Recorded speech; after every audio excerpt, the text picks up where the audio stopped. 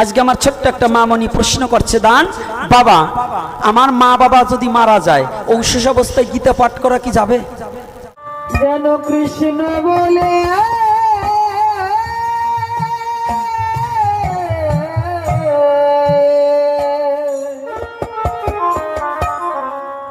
কাঁদিতে। তাপ মানে কি? দুঃখ। তাপ মানে কি? জ্বালা। তাপ মানে কি? যন্ত্রণা, বিরহ। তাপই তনলে জ্বলে জ্বলে মরতে হবে। যারা কৃষ্ণ ভজন করবে না, জগতের পিতাকে, কৃষ্ণকে যে পিতা বলে স্বীকৃতি দেবে না, তাদের বিরহ তাপিত অনলে জ্বলে পুড়ে মরতে হবে। কোটিপতি হতে পারে, দুঃখ থাকবে। আমি ভিখারি, আমার কোনো দুঃখ নেই। আমার দুঃখ একটা, সেটা হচ্ছে আমি ভজন করতে পারছি না। এটা হচ্ছে আমার দুঃখ, তাছাড়া আমার কোনো দুঃখ নেই। আমার কোনো অন্যের দুঃখ নাই, বস্ত্রের দুঃখ নাই, অর্থের দুঃখ নাই, আমার চিকিৎসার দুঃখ নেই, আমার কোনো দুঃখ নেই। আমার একটাই দুঃখ, আমার এই যে ডাইন পাশে যেটা বসে রয়েছে না, এইটা আমার বলে, বাবা কি আপনার প্রভু কি দিয়ে পাঠাইছে? তো বলছি, কেন? তোরেও যা দিয়ে পাঠাইছে আমারও তাই দিয়ে। বলছে না, আপনি না চাইলেও সাই দিয়ে দিয়ে যায়, আর আমরা চাইলেও কেউ দেয় না। ওর হিংসা হয় মানে। তা আমি বলছি কি, তুই এক কাজ কর, কি এই মালা ঠালা আজকে দিয়ে দিয়েছিলাম গলায়, যা তুই তোরে আমার মালা ঠালা সব দিয়ে দিলাম, আমার কাপড় উপরে তুই ওই জায়গায় যাই একটু বকবকানি কর। তা সাহস পাই না, তা পাই না। বলতেছে যে না বাবা, ওই জায়গা মহাপ্রভুর কৃপা ছাড়া আমার পক্ষে সম্ভব নয়। তাহলে মহাপ্রভু যাকে এটা করাবে তিনি পারে। তাহলে চাইলে পাওয়া যায় না, না চাইলেও পাওয়া যায়। এটা কেন? না চাইলে যে আমাকে দিচ্ছে, আমি এমন কোনো কাজ করিনি। এটা দিচ্ছে কেন জানো? এটা আমার গৌরের কৃপা, আমার গৌরের ভালোবাসা। যদি এই গৌরের পথটাকে অনুসরণ না করতাম, আমি যদি এই অভিনয় না করতাম, এটা আমার অভিনয়, আমি ভণ্ড। আমি কিন্তু আদতেও সাধু নই, সাধু হতে পারি না। সাধু হতে হলে যে গুণের প্রয়োজন, তার একটাও আমার মধ্যে নেই, সততা নেই, কপটতায় ভরা চিত্ত, আমার কপটতায় ভরা। আমি পরহিতে রতহিতা হতে পারলাম না, আমি মানুষের কোনো উপকারে আসতে পারলাম না, আমি দেশ মাতৃকার কোনো উপকারে আসতে পারলাম না, আমি জগৎ জননীর কাছে আসতে পারলাম না, আমি জগৎপতির, জগৎ পিতার শ্রীচরণে আশ্রয় নিতে পারলাম না। তাহলে আমার মতো কপট কি আর আছে? তবু অভিনয় করছি বিধায়, আমি রাজার অভিনয় করছি বিধায় এত ভালোবাসা। আর যদি অরিজিনাল রাজা হতে পারতেন, তাহলে রাজত্বটাই আমার হয়ে যেত। তা বাবা, এই বিশ্ব জগৎটাই অভিনয়টাকে পরিত্যাগ না করলে কোনোদিন আপন করা যায় না। তাহলে অভিনয়কে পরিত্যাগ করতে হবে। সনাতন ধর্মের সার মর্ম হচ্ছে একটাই, কপটতাকে পরিত্যাগ করা।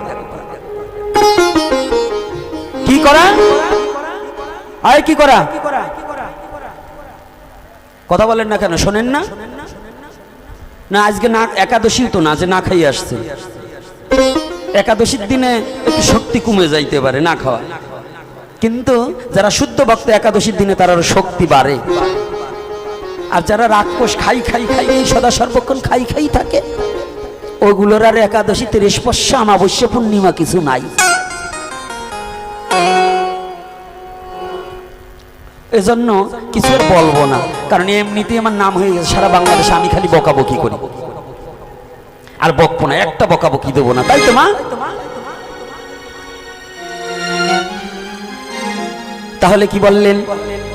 বিশেষ পর্বদিন কি কি আজকে বলবো, যে কোন কোন দিনে নিরামিষ খাওয়া উচিত আর আমিষ খাওয়া উচিত নয়, কি বলবো? শুনবে কারা কারা? হাত তুলুন তো। মায়েদের মধ্যে অনেকে হাত তোলে নেই, বাবাদের মধ্যে, মানে ওরা ভাবে যে কোনটা বলি এবার ফাঁসিয়ে যাব। হ্যাঁ, হাত নামান।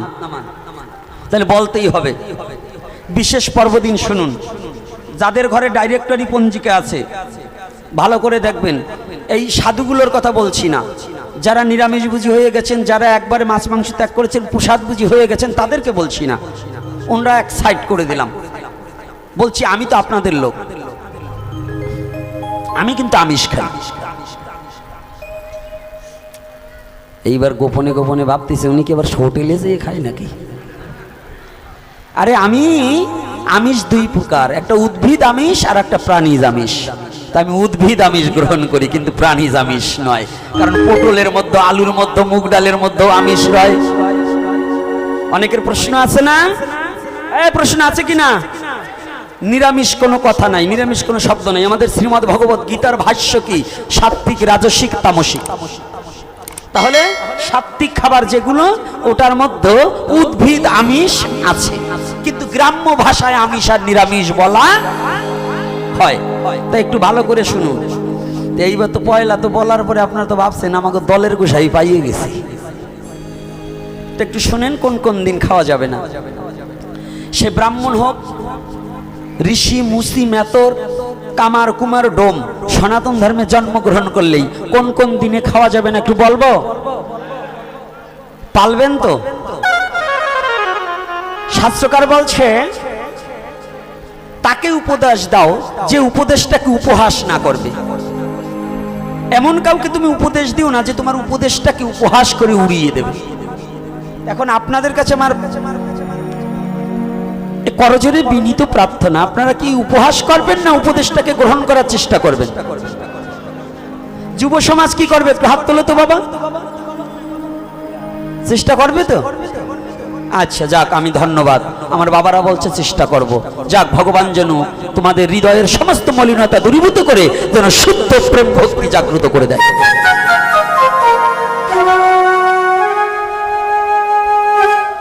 প্রথমত হচ্ছে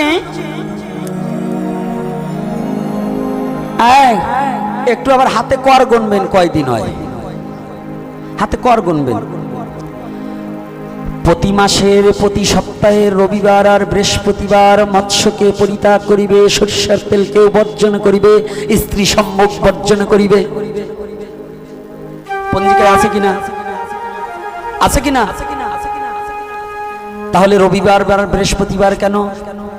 রবিবার হচ্ছে পৃথিবীর জন্মবার, ভগবানের রামচন্দ্রের আবির্ভাব বার রবিবার, ভগবান নারায়ণের আবির্ভাব বার রবিবার, ভগবান কৃষ্ণচন্দ্রের আবির্ভাব বার রবিবার, এবং ভগবান গৌরহরির আবির্ভাব বার কি বার? তাহলে রবিবার কি আমাদের মানা উচিত কিনা? আরে মানা উচিত কিনা?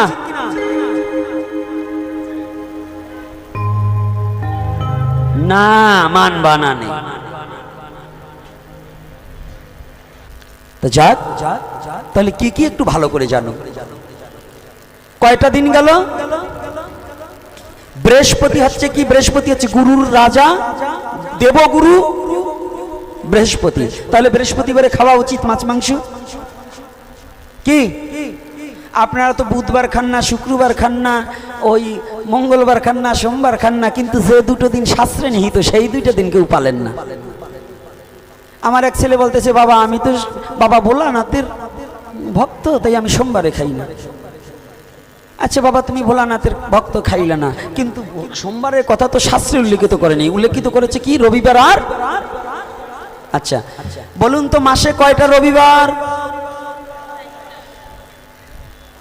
আর বৃহস্পতিবার কয়টা? তাহলে কয়দিন হলো?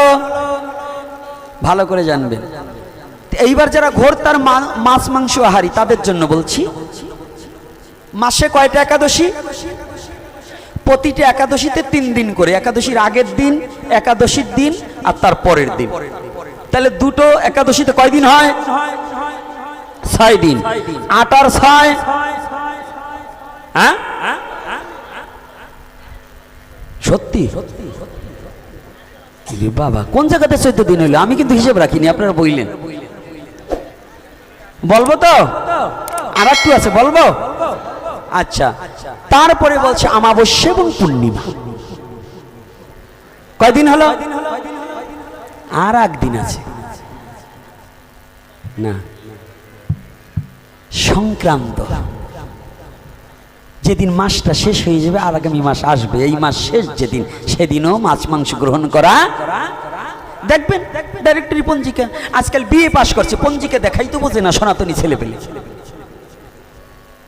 বিএ পাশ করছে, পঞ্জিকা বোঝে না। দনেশ্বর, ওইটা কি হবে? আমার বলতেছে, বাবা ওইটা কি হবে একটু বলেন তো। কথাটা বোঝেন, ও বিএ পাশ করছে। এই যে এখন কি বলবো, খুব যন্ত্রণা হয়।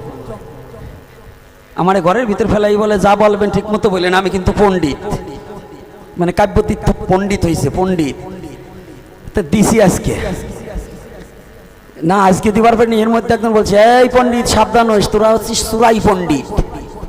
বলছে কেন? কেন আমাদের সার্টিফিকেটে জোর আছে না? বলে সুরাই পণ্ডিত জেনারেলে লেখাপড়া করিয়ে কাব্যতীর্থের সার্টিফিকেট আইনিয়ে একেবারে জ্যোতিষশাস্ত্র বিশারদ, সপ্ততীর্থ, কাব্য, ন্যায়, ব্যাকরণ আর সব কয়টা এমনি ভাবে তোলে পড়িয়ে পণ্ডিত হয় না, জেনারেলে পড়িয়ে সার্টিফিকেট আইনি একেবারে জম্বের দেখাচ্ছে।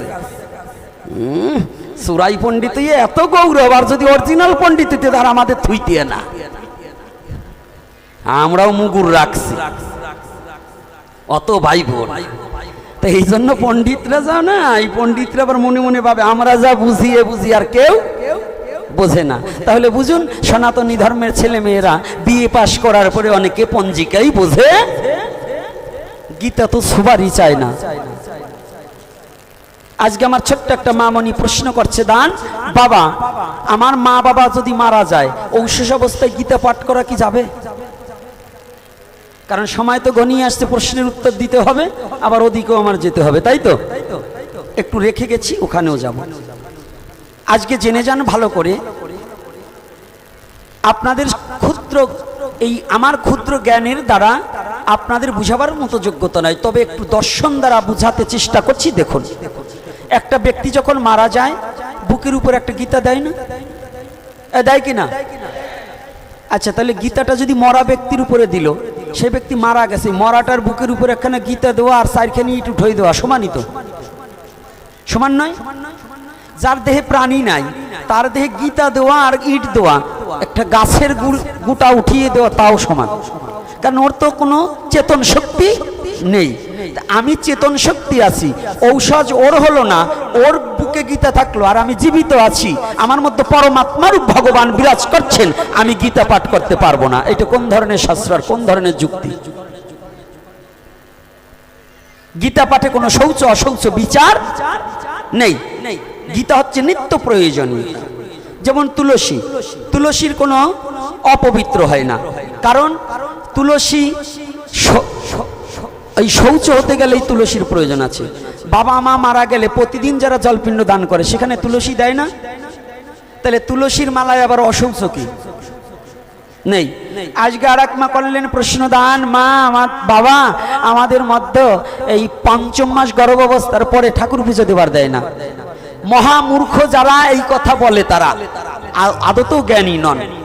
একটা যখন বাচ্চা প্রসব হবে তখন হরি নাম বন্ধ করা যাবে, ঠাকুর সেবা শুধু রজশালা অর্থাৎ রুধির ধারা প্রবাহিত না হওয়া অবধি, যদি বেদনাও ওঠে তারপরে ভগবানের চরণে তুলসী দিয়ে বলতে হবে, গোবিন্দ যে সন্তানটা আমাকে দিচ্ছ এই সন্তানটা যেন তোমার সেবায় লাগে, তুমি একটা ভক্ত সন্তান আমার গর্ভে দিয়ে দিও।